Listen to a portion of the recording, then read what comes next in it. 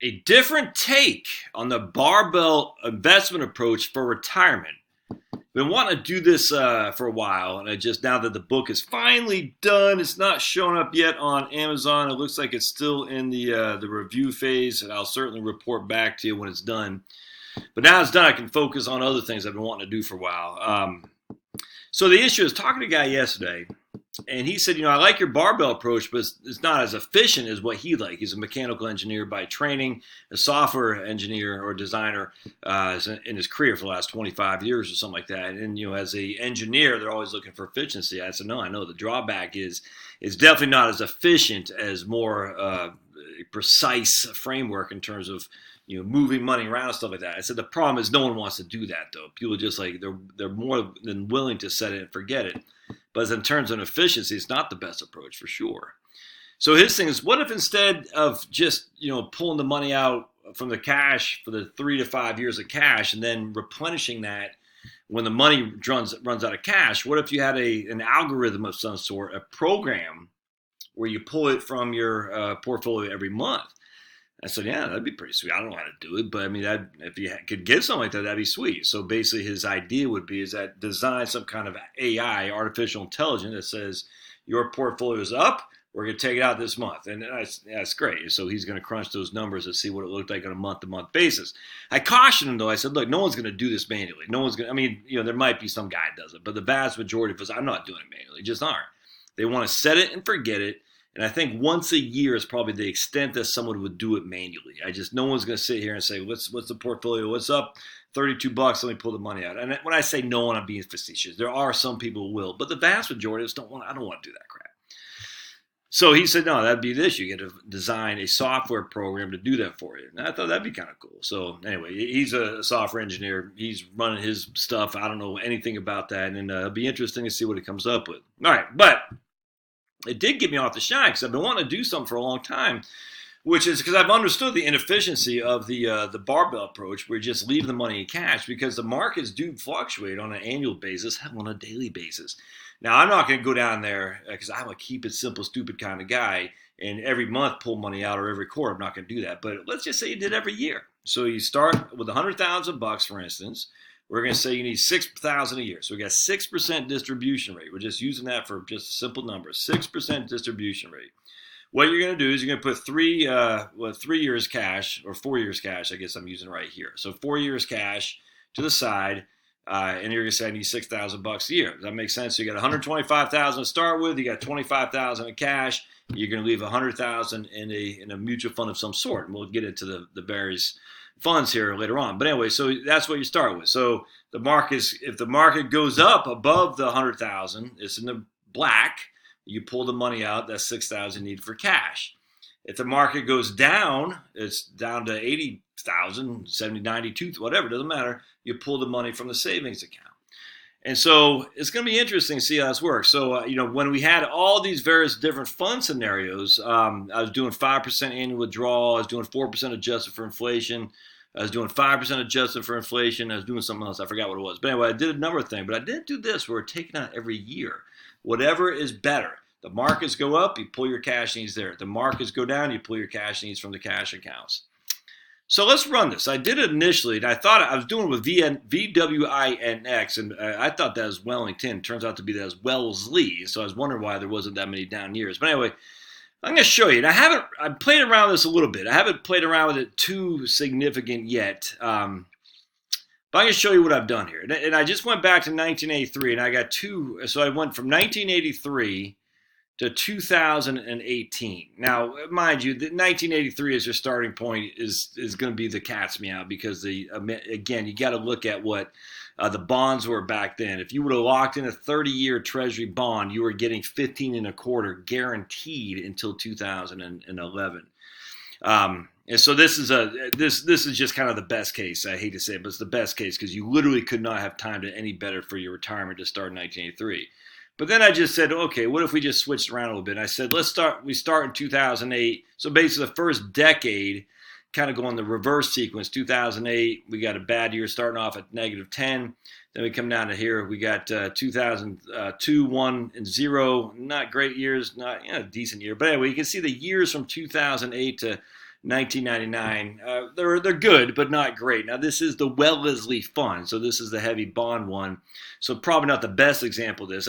But again, I'll dive into it deeper as we go forward. But I want to start with the negative years on the front. Even not great years. I mean, 3%, 4%. I mean, we did have a nice year here and here, but not huge like we were in 1983. The first year's up 18.6, the next 16 point. I mean, look at that. Those 4 years right there. If you can get that kind of 4 years your first year in retirement, you're golden. I mean, look at this. So 1, 2, 3, 4, 5, 6, 7, 8, 9, 10. In the first 11 years, we had 2 down years. 1987 was down 1.92. 1990 was down 3.76. We had 3 years above 20. 1, 2, 3, 4, and 5 years above 10. So if you would have started in 1983, you're king of the world. That's all there is to it. On the other hand, look at the difference here. And again, I just did 2008, and I just kind of reversed engineered this to some degree, and then we started, and I went down here, and I actually ended up with 2018 going down to. I wanted the good years to be towards the end because that's generally speaking, if you're having a hard time making ends meet, and the good years are you're running out of money essentially. If the good years are at the end, it won't matter because you got nothing left in there. So I wanted the good years to be at the end here, with the moderately performing to initially bad years to be at the front end. So anyway, all right, let's go into this. So we'll start with the best years. These are the best of times. Name that band. Do you know that band? Name that band. And just like every band from the late 70s that was awesome, they became painful to listen to in the 80s. These are the best of times. That's an angelic voice right there. Dennis DeYoung. That should have. I'm the next Dennis DeYoung. Just a minute. Isn't that his name? Yeah, Dennis DeYoung. All right. So 1983. So we start with $100,000. We're taking 6% a year. So $6,000 a year. We're adjusting our cash needs every year with 3% inflation. All right. So what we're going to do is the money is going to come, and then we're putting $25,000 in your portfolio, your cash portfolio. That's growing at 2% a year. So inflation's growing at 3. Your cash is growing at 2. That absolutely would not have happened in 1983 simply because the cash was paying a lot more. Don't care. I'm just using this as kind of a generic sampling, a theoretical, if you will. And we're using real-world numbers on the VWINX, the Wellesley. So we're starting with $100,000. The next year, the Wellesley is up 18.6, so we're up to 118.6. We take 6,000 out because the market was in the black, and we're now down to 112, 6,000. Our 25,000, our reserve account, grew up 2%. It's up to 25.5. Does that make sense? So we're not touching the cash account. It's growing at 2%. We're taking out from whatever is overperformed. So either the market did well, we take it from there. Market did so poorly, we take it from the other account. All right. So by the end of 4 years in 1986, our 100,000 has grown to 174,000, and we've taken 6,000, 61.80, 63, 65, 65, 66. But in 1987, the market fell. Our portfolio fell from 174 to 171, and this is the year we took that 6,753 that we needed. We took it from the cash account, which at this point is up to 27,061. So you can see the cash account goes from 27,061 to 20,849 because we're taking we're redeeming from the cash account, not the market. The market, though, other than it dropping from 174 to 171, we're still starting the following year at 171. So nothing has changed other than the market decline. Hope that makes sense. The following year, the market is up 13%. So we went up to 194. We took the 6,956 from the market portfolios at 187. The following year is up 20.93, so it's up to 226. We took the 7,000 from that, and you can see how this works. And our cash account is up to 21,691. In 1990, though, the market fell 3.7%. So we ended the year at 211. We kept it at 211. Instead, though, we had to take that 73.79 from someplace, and we took it from our cash account. So now our cash account is down to 14,746. And if we keep going down till 1994, the market was again down 4.4%. So now we have $280,000 in the portfolio, but we're not touching it because the market was up to 293 the year before. But because the market fell by 4.4%, we allowed it. So it dropped from 293 to 280. We let it sit there at 280. Instead, we took that 8,300 that we needed from the cash portfolio. So we took it from this account right here. So it left us with 7,656, which is not enough to see us through if we have another bad year in the market. So what we've done here is we took 35,000 off the table. All right, so we took 35,000 from the market. You can see up there, the formula here is that we're adding 35,000 from the remainder of what we took out the previous year. And I hope that makes sense. But anyway, we're adding 35,000 to it.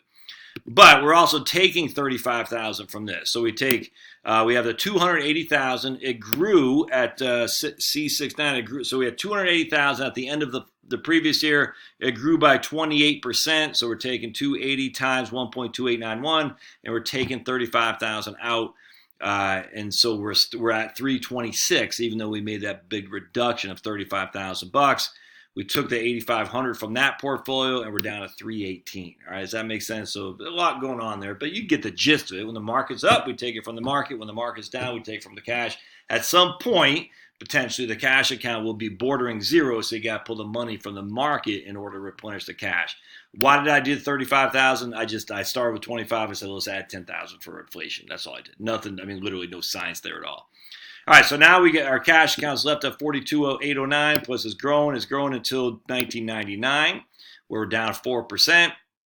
We kept them. So at this point, the market ended the year previously at 436. It's down 4.414, so it went down to 418. But we need 9628 from the to live on. So we had 45,000 in cash before, but we got pulled that 9,600 out. So now we're stuck with 36,710. Hope that makes sense. And then we go down to 2008. Well, the Wellesley had his worst year ever. Is down 9.84%. So the preceding year it closed at 671, but the minus 9.84% made it fall to 605. But we need $12,563, but we're not going to take it from the Wellesley because the market is down. We're going to take it from our cash account. And so our cash account, which was at 43,011, is now down to 31,309. All right, so we just keep on going along. I think we had the last down year was in 2018. So 2018, we ended the previous year 1.157 million. It fell by 2.57%. So now it's down to 1.127 million. So we lost $30,000, even though it was only down 2.57, because that's how much money we've got in there. So the portfolio, the cash portfolio, was only left with 37,000 in there. We got to take that 16,883. Again, that's the $6,000 adjusted for inflation from the cash portfolio. So it leaves us as $21,282 to begin 2019.